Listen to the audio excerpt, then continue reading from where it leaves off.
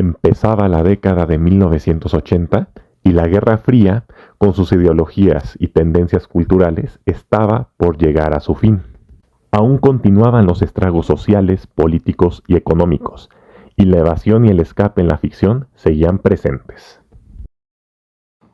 La década pasada tuvo éxitos en taquilla que luego se llamaron blockbusters: El Padrino, Tiburón y Star Wars, así como la nueva corriente llamada del Nuevo Hollywood, con cineastas como Brian De Palma, Peter Bogdanovich y Sidney Lumet, entre otros.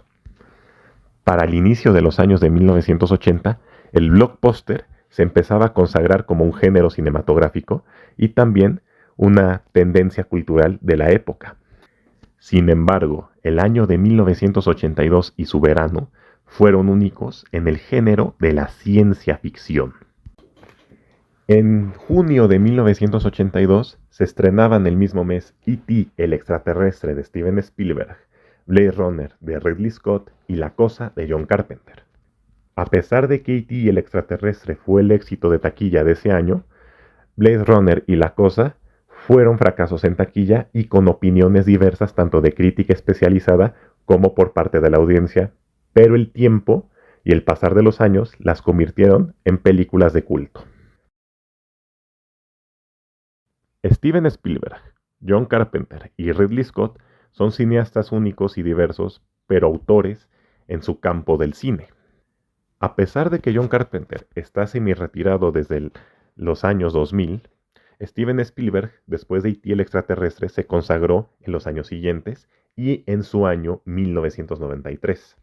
Parque Jurásico, siendo el blockbuster de ese año, con sus rompedores efectos visuales en CGI, animatrónica y títeres, y un drama bélico, La Lista de Schindler, que le otorgó el Oscar a Mejor Director, que llevaba 20 años buscando. En cambio, John Carpenter, a pesar de haber hecho dos clásicos antes de La Cosa, que fueron Halloween y Escape de Nueva York, siendo su primera película de estudio La Cosa con Universal Pictures, y con Sid Sheinberg siendo el presidente a la cabeza. Sid Sheinberg fue el responsable del inicio de la carrera de Steven Spielberg con Reto a Muerte, Sugarland Express y evidentemente Tiburón. Ridley Scott, en cambio, había realizado ya Los Duelistas, situada en la época de Napoleón Bonaparte, y Alien, siendo Blade Runner su tercer largometraje, basada en la novela del escritor estadounidense Philip K. Dick, ¿Sueñan los androides con ovejas electrónicas? Destacó en su labor como director en 3 departamentos que son claves en sus primeras películas: diseño de producción, fotografía y efectos visuales.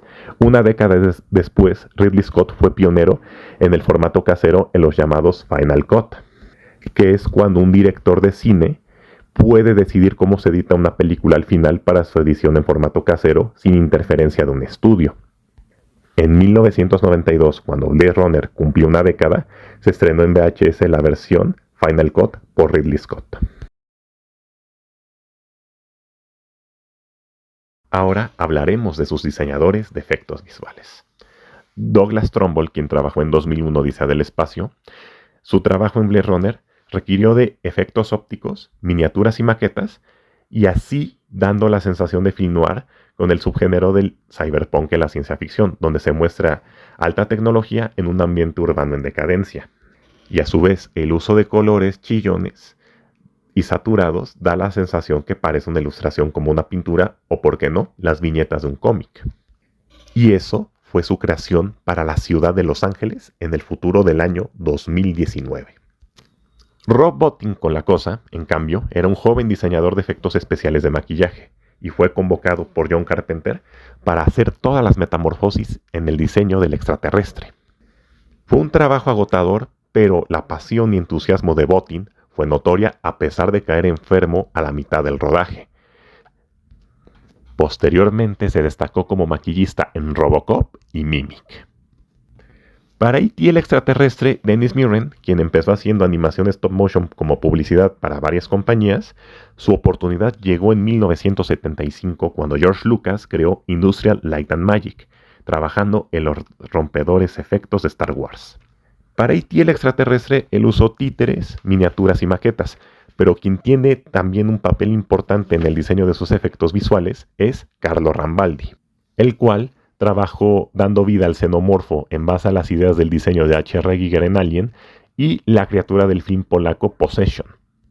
Dennis Muren también hay que mencionar que más adelante dio la transición a los efectos digitales en El Abismo, Terminator 2 y su demoledor trabajo en CGI, Parque Jurásico.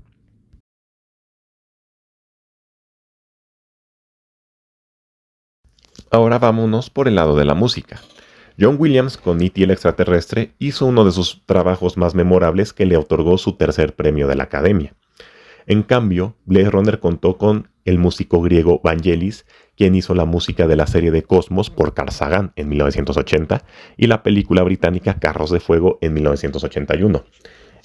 Él, para Blade Runner, usó la música electrónica y sintetizadores con influencias del soul, el jazz y varios clásicos del cine negro, que es el film noir de la época dorada de Hollywood en Estados Unidos. Debido a que La Cosa de John Carpenter era su primera película de estudio, pudo disponer de un compositor, ya que en sus trabajos previos él mismo componía la música.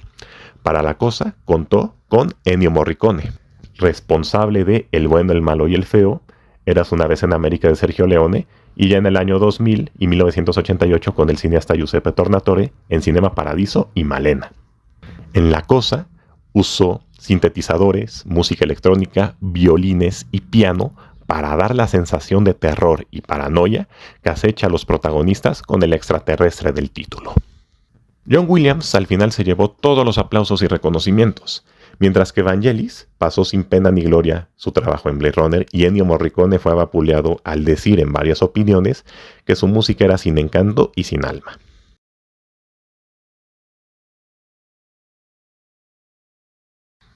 Ahora llegamos a la prueba de fuego que fue sus estrenos. E.T. el extraterrestre se estrena el 7 de junio con una clasificación G para todas las audiencias por parte de la Motion Pictures of America. En cambio, Blade Runner y La Cosa se estrenan el mismo día, 25 de junio, pero con clasificación R, que es restrictiva, no apta para menores de 17 años. La audiencia de la época prefirió ver a un extraterrestre tierno y bondadoso haciéndose amigo de un niño solitario y no ver un futuro en decadencia como en Blade Runner o un extraterrestre violento y sanguinario como en La Cosa. Desgraciadamente, La Cosa y Blade Runner fueron vapuleadas por la crítica especializada y en parte por la audiencia, mientras que E.T. se llevaba todos los aplausos, reconocimientos y valoraciones. Si algo John Carpenter tiene como cineasta es que dice todo lo que piensa y sus opiniones respecto a E.T. el extraterrestre no se hicieron esperar, así como encuentros cercanos del tercer tipo de Steven Spielberg siendo objetivo y diciendo por qué no le gustaban. Ridley Scott, su siguiente trabajo fue Leyenda con Tom Cruise y Tim Curry, y de ahí en adelante es cuando empezó a aceptar trabajos por encargo, siendo el punto de ruptura Gladiador y lo que vino después, siendo más trabajos por encargo sin control creativo, bajando la calidad de muchos de sus trabajos posteriores.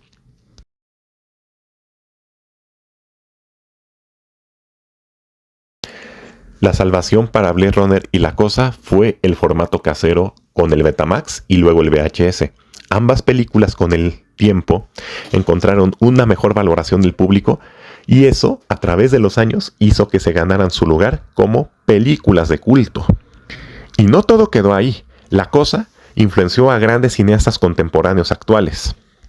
Bong Joon-ho, por ejemplo, con The Host, nota la influencia de John Carpenter y lo admite abiertamente. Quentin Tarantino dice que Perros de Reserva fue influenciada por La Cosa en su temática y narrativa, y Los Ocho Más Odiados, cuya música fue realizada por Ennio Morricone, eran partituras que ya no se usaron para La Cosa en su momento. Otros cineastas que influenció La Cosa fueron a Guillermo del Toro, Robert Rodríguez y ahora, en 2024, a Corail Farguet con La Sustancia. Blade Runner también influenció a grandes cineastas, desde Gareth Edwards, Christopher Nolan, Denis Villeneuve, el diseñador de videojuegos japonés Hideo Kojima, y Denis Villeneuve, al ser un fan de la película clásica, tuvo la fortuna de ser elegido para dirigir la secuela Blade Runner 2049 en 2017. El verano de 1982 dio 3 clásicos de la ciencia ficción. Uno fue el éxito de taquilla, Pero los otros dos tomaron su tiempo para convertirse en clásicos y ser valorados por el público y siendo gran parte de la influencia en grandes cineastas contemporáneos que entienden su valor cultural, estético y técnico. Quentin